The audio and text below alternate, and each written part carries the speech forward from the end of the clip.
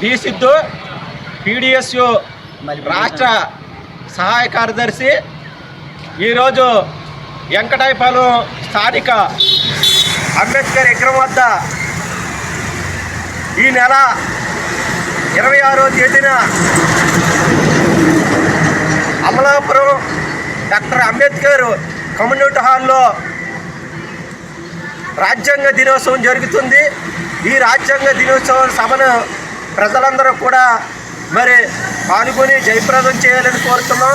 ఎందువల్లంటే భారత రాజ్యాంగం ఏదైతే ఉందో దీన్ని ఆమోదించి 75 సంవత్సరాలు అవుతుంది. నవంబర్ 26కి రాజ్యాంగం ప్రజలందరికీ స్వేచ్ఛ సమానత్వం కల్పించింది.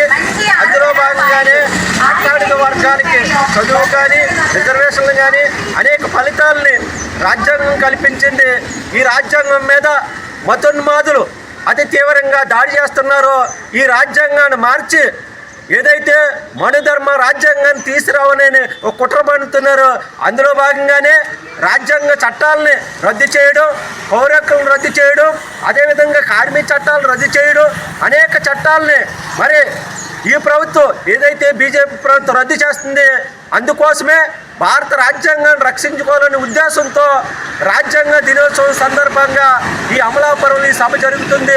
ఉమ్మడి తూర్పుగోదావరి నుంచి అనేక సంఘాలు, ప్రజా సంఘాలన్నీ కూడా పాల్గొవాలని ఈ సందర్భంగా తెలియజేస్తున్నాం.